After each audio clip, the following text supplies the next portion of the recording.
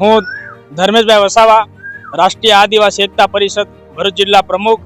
અને આજે જે ઝઘડિયા જીઆઈડીસીમાં જે મીડિયા મારફતે અમારે જે ઇન્ટરવ્યુ આપવું પડે એનું કારણ એ છે કે ઝઘડિયા જીઆઈડીસી અહીંયા જે ડીસીએમ કંપની છે, ડીસીએમ કંપની એટલી ડેન્જર કંપની છે કે ચોમાસાનો વરસાદનો લાભ જોઈને એ ગામડોની અંદર એ કોઈ એ સમય આવીને એવા સમય આ લોકો કેમિકલ વાળી પાણી અહીં ગાડી છોડે છે. આપ દિવાલની અંદર જોઈ રહ્યા છો, જો આ કેમિકલ વાળું પાણી દેખાય જ છે દિવાલ સાથે કાળું એકદમ, ને આ સાઈડ વ્હાઈટ છે.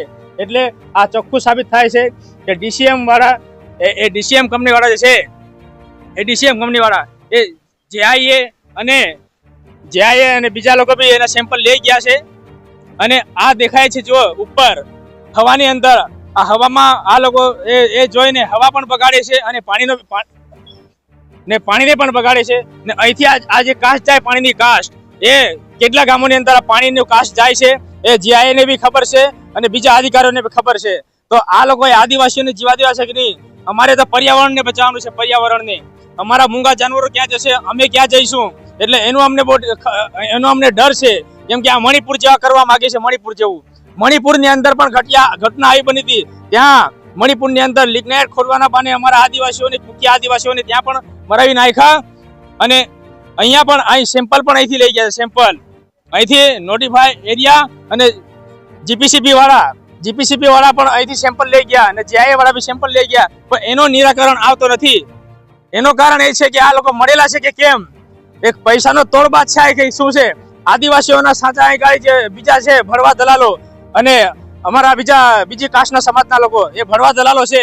આદિવાસીની કોઈને કઈ પડેલી નથી. ને આવા જો પત્રકારો, સાચા પત્રકારો આવે એને બીજા લોકો જે બહારના લોકો છે એ લોકો એને પત્રકાર લોકોને દબાવવા આવે છે. એટલે એવું ચાલે નહીં.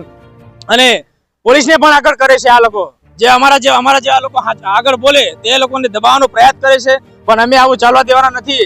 અમે સરકારને પણ ધ્યાન દોરે છે કે આવા ગુંડા તત્વો વાળા, આવી કંપનીઓ વાળા, જેવી ડીસીએમ જેવા લોકો, એ લોકો અહીંયા આવી કંપનીઓ બંધ કરી દેવી જોઈએ. ને જે વતનના એ લોકો હોય એ ગામમાંથી કંપની સ્થાપિત કરવી જોઈએ. અમારા લોકોને પાણી અત્યારે બી હાલમાં પીવાનું પાણી મળતું નથી. એટલે ને અમારા બાળકો એ ક્યાં જશે, કુપોષિત થઈ જવાના છે એવો અમને ડર છે.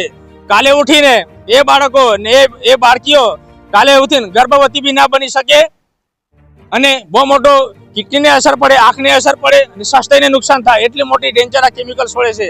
એટલે આ લોકોને કંપનીઓ બંધ કરાવો અને તાત્કાલિક ધોરણે ના બંધ થાય ટૂંક સમયની અંદર અમે અહીંયા ધરણા પ્રદર્શન પણ કરવાના છીએ. એવી મારી આ સરકારને ચેતવણી છે અને આ ડીસીએમ વાળાને પણ ચેતવણી છે. આ બંધ કરી દેવો જોઈએ તાત્કાલિક ધોરણે. જય આદિવાસી.